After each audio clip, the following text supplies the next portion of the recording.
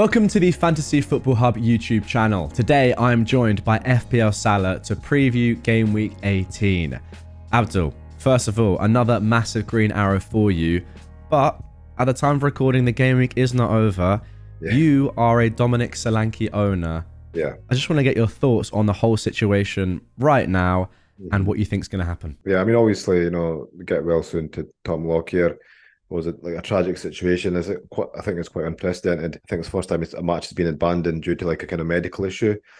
But yeah, FPL wise, I mean, I think what's probably going to happen is I think the most likely scenario is obviously the game gets replayed in the later game week, and Bournemouth and Luton have a double game week, and this week's points, they get wiped out basically, like the game never happened, and your auto subs come into play. I mean, that's not obviously good news for guys like me who got Solanke in this week and haven't got any points coming off the bench. But I do think that is what makes the most sense. Of course, I'd like it if they replayed the game in the same game week or they just left the points as it is.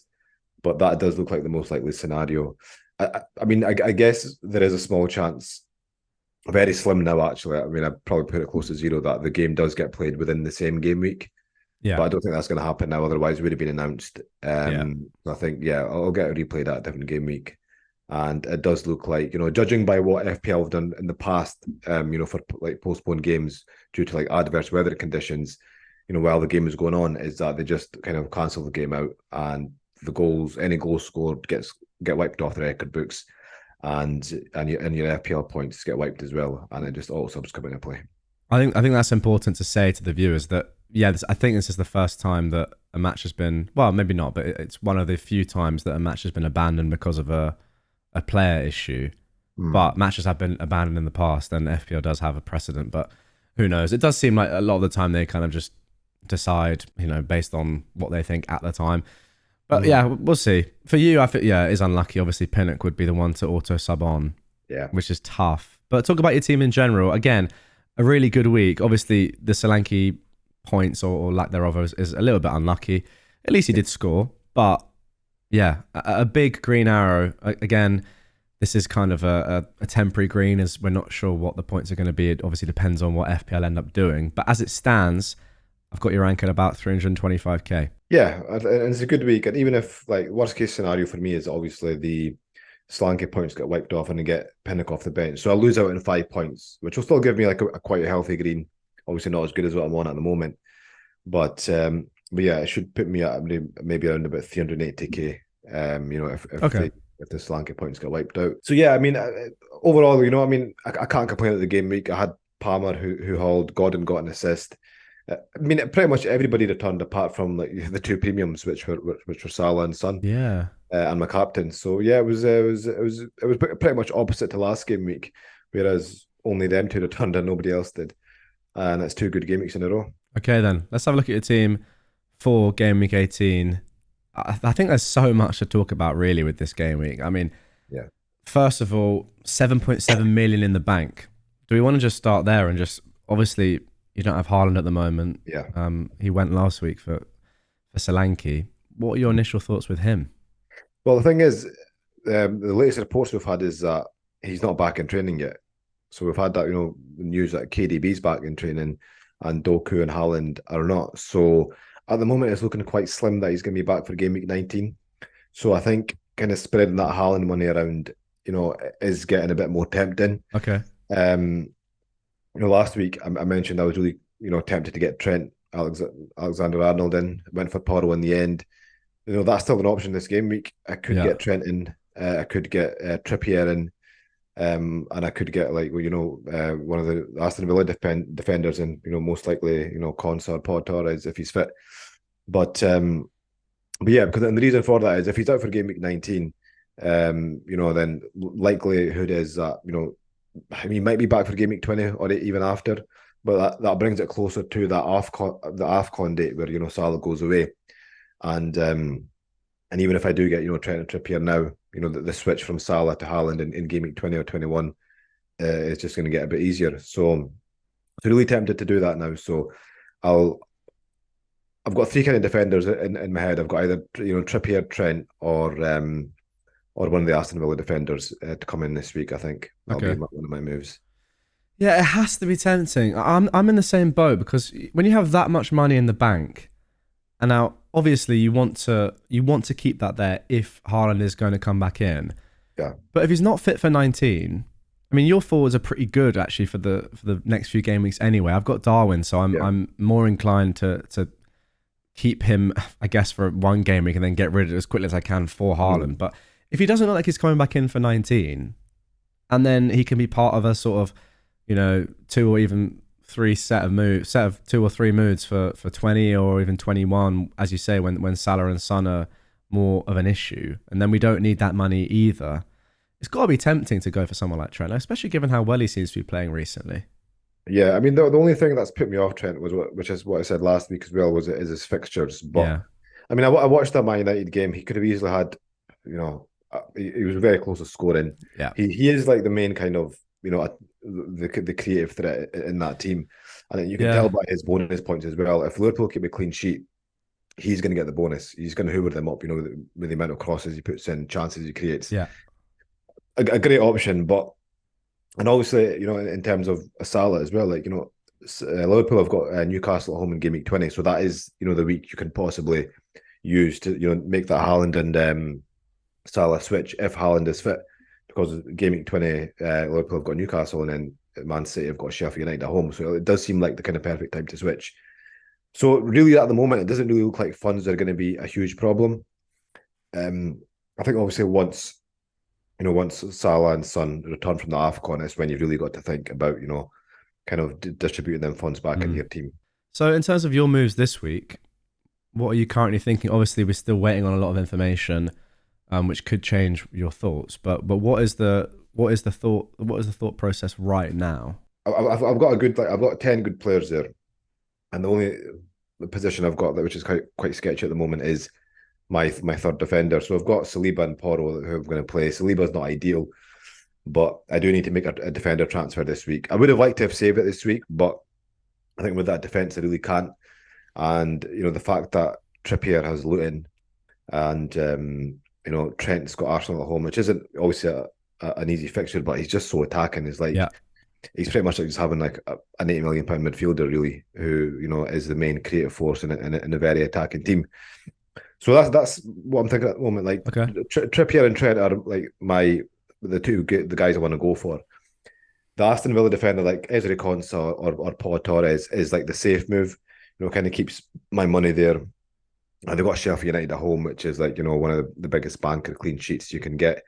They're at about 54% this week to keep a clean sheet. They're favourites to keep a clean sheet as well. So I think for kind of guaranteed, I think immediate points, that is the move. And he's Aston Villa have got good long term fixtures as well. But Trent and Trippier are just so good. Trippier's got two good games next, and then they've got I think they've got City and Arsenal. They've got two tough games. Liverpool and Man City. Sorry, And then Villa away as well. It's yeah, and then tough. Villa Those away. three are So tough. so that's two amazing fixtures with Luton away and Nottingham Forest at home. Then they've got three really tough fixtures. But then after that, it's green all the way up until Yeah. give me 2032. So so it's tough. I mean, it's not tough, but it's just one of those where you really got to think about, and also as well, the Carabao Cup matches are going to have an effect as well, Mm. because judging by who goes through tonight, Liverpool could have a blank. Liverpool and Newcastle could have a blank in game week 26. Yeah. So that might kind of have a bearing on which transfer I make as well. Because I think at the moment it's really close between Trippier and Trent. If I go for one of them, I think Trippier's got the slightly better fixtures than Trent. It's just Trent in terms of his attacking output. So yeah, I'll wait until the games play out this week. But it's very likely I'm going to make a defensive transfer this week, and it's probably going to be Trent, Trippier, or Konsa. Interesting. Yeah. It does feel to me as if Trent, if that shot from outside the area just trickled Yeah. inside the post So rather than going, I feel like every man and his dog would be looking at Trent and saying, yeah, we've got the money, let's just go there. Yeah, the fixtures aren't great, but the tough fixtures are at home. It doesn't matter. He's so explosive. I mean, at half time, before the clean sheet, or it wasn't, I don't know if it necessarily was at half time, but it was about in the 50th minute or so. I had a look at the bonus points. yeah, And obviously this was before the clean sheets come in at the 60th yeah. minute mark. And Trent was 10 ahead of anyone else. Yeah. 10 ahead after half the game had been played. I mean, it's a joke. It's an absolute joke. He got 2 bonus points. I can't remember which game it was, but the game finished 2-1. Yeah. And he got no attacking returns, no clean sheet, but he finished on 2 bonus points. Yeah. So that just tells you he's just like an absolute bonus monster. He's just one of the, if you're looking at it as like his baseline bonus, he's the best player in the game. It's a joke.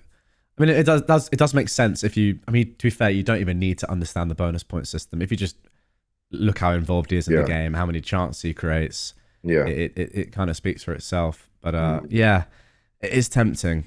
Yeah, it is really, really tempting. And if you look at his next, it's up until Gameweek 22, right? They've got Arsenal at home, and they've got Burnley away, right, which is good. And then they've got Newcastle at home, right, and against a home fixture, and then they've got Bournemouth away, and then Chelsea home. So the three fixtures that's they've what got I'm saying. Like, at least they're at home. Yeah, they're at home, and then the two like good ones are away. So yeah, I mean, maybe there's like 2 clean sheets in there, but I think there could be plenty of attacking turns as well. Yeah. Oh, interesting. All right, let's move on to captaincy. I think this is a really close one. I feel like one man is being overlooked because there's an option that a lot of people are kind of fancying. I want to hear your thoughts before I potentially go devil's advocate on you. But who are you thinking? All right. Well, at the moment it's on Watkins, but I think it's him or Son for me this week. I think for an outside punt, you could probably look at Richarlison, who started playing as a number 9. So if you've got maybe a midfield slot for him, then he's a good differential. But for me, I think it's got to be Watkins or Son. I mean, Salah does have Arsenal at home. However, Arsenal do have the best defense in the league. Statistically, I don't see that being an easy game for Liverpool at all. I agree. So I do feel like Son is being undervalued a little bit. I said this with Bakar in the earlier video. Mm-hmm. He's on penalties, extra point for the goal, extra point for the clean sheet. Yeah, he's at home against Everton, sure, who have been excellent defensively of late. They have, yeah. But if we look at who they've played, you have to take all these stats with context. I know it's like 4 clean sheets in a row, but we've got to remember before that they were terrible defensively. I don't think they just suddenly turned the corner and they're now phenomenal at the back. I don't know. What do you think? Well, if you look at Everton's defensive stats over the season, they're top 5 for goals conceded and expected goals conceded. So they're not actually too bad. I mean, I know they were. See, at the start of the season, because we all had Pickford, we had that kind of preconception, but they were conceding goals, but it was like 1 goal a game and annoying little goals. So the defense wasn't actually too bad. So I think Everton are a decent side. I don't think that's going to be like a walkover for Spurs. Sure. However, with Son, you're right. He is on penalties. He is 90-minute man. One thing I'd say about Son as well, he is a slightly worse FPL option now that he's on the left wing. I agree. He got 17 points against Newcastle. He got 2 goals and assists, so he can still haul from there. But it does kind of make him, obviously we would prefer him at the number, in the number 9 position. But I think the main thing for me this week is the Sheffield United are just so bad, Jack. They've conceded the most goals. They've got the worst expected goals conceded. They're bottom of the league, and Villa have scored 25 goals at home. They're averaging like 3 goals a game at home. So for me, I think that's what kind of puts it in Watkins' favour. Okay, so for now, Abdul, Watkins is the captain. I say for now, you're probably going to stick with him, aren't you? Realistically, yeah. And to be fair, I do say all this. I think I probably will just side with him as well, but it's close. I think it's closer than a lot of people are saying, and I do think there's a lot of value in Son. The main reason I'm saying this, to be fair, is just looking at the predicted points. There's quite a disparity between Son and Watkins. Son's at 7.3, Watkins at 5.9. Wow, it's quite a big difference. I mean, we've seen before when it's close. Yeah, it's not 1.4 point difference with the hub's predicted points. It's 0.5 or so. Why do you think it's that much of a difference? I'm not sure. That's quite a big difference. I know. It must be the fact that he's classified as a midfielder. He's got the assist to it as well, possibly. I'm not sure, but that's an interesting one. But I do think a lot of people will be. I do think more people will be on Watkins, and I think that is obviously completely fine. I think so. Right, before we get on, because he scored last week as well and Son blanked, so a lot of guys will be going Watkins because of that reason as well. I was literally going to say that, but then because I was going to say if Son had scored that early chance, and Watkins hadn't scored that late chance, things would be different. Oh yeah, no, definitely. But the I fact of mean, the matter is they did score those chances yeah. and missed those chances. So that's completely fine. But yeah, I do think it's going to be closer in terms of points than people are necessarily saying. Mhm. But before we get on to your AI recommended transfers this week, seeing if the hub agrees with your thoughts, I do just want to get your thoughts on early transfers this week. Obviously, it's a Thursday deadline, so Yeah. we're not going to have loads and loads of information. And also, I feel like we're going to get a lot more information later on in kind of the next week or so, or at least the week over the weekend, next few days as well. Yeah. That could inform our decision. I don't know if rolling is come into your thinking at all, but yeah, what do you think? I mean, I think this is a really good week to roll your transfer. If I could roll, I would have, but I just think my defense is too weak. But Yeah, you're right. I mean, look, we've got 3 game weeks coming up in a week. And then obviously with the Thursday deadline you've just mentioned is that we're not going to get all the team news before the deadline. So okay, it's going to be risky kind of, this game week. There could be surprises. We could, hear of injuries on Friday. Obviously the deadline will be gone by then. You can't do nothing about it. yeah, So saving the transfer if you can is good this week. But also at the same time, you need to have a solid team, a solid starting 11 with, hopefully at least one bench player because of the fact that, we've got that early deadline and we're not going to hear all the team news. And then obviously midweek we've got another game week to go, and then again at the weekend. So yeah, I think saving the transfer is good if you can do it this week. But at the same time, I think what's more important is having a solid team there with a strong bench. yeah. Okay, good advice there. Right, let's get on to your recommended transfers. I think you're going to like these. I really, really do. Although, to be fair, I haven't actually asked you which of your defenders you'd be looking to sell. Before I tell you your recommended transfer, which defender would you be looking to sell? You know what? It's either going to be Pinnock or Taylor. Okay. Because I know Brentford might have a double game week coming up. However, it's going to be like Man City away and Crystal Palace away, so it's not the best. So it'll be either Pinnock or Taylor. Well, your recommended transfer is to sell Taylor for Trent. Oh, There you go. right, Trent, yeah. It's Trent. It's not Trippier. It's Trent. Yeah. I think That might everyone push would me agree towards that Trent probably has a. Well, I don't know. Yeah. Maybe it's the fact that he's just more expensive and we know what he can do. But it's a big difference in price. Not that's that important at the moment, but yeah, Trent, slightly higher predicted points. Maybe it's the goal threat. To be fair, over the next 5 game weeks. Yeah, it's interesting. I'm not sure. I mean, I'm still really torn between them two, and yeah, I'm going to decide tonight. I'm going to have kind of a wee dig into their stats and see what's happening. But yeah, I mean, look, they're both great options. Both are going to do well over the long term. It's just one of those where you've got to kind of pick your poison and go for it. I'm just sorting the defenders by their 4 game week prediction here in terms of points. Trent predicted to score 19 points. Trippier 17. Obviously, those are the top 2. It's pretty close. £1.3 million worth of difference, though.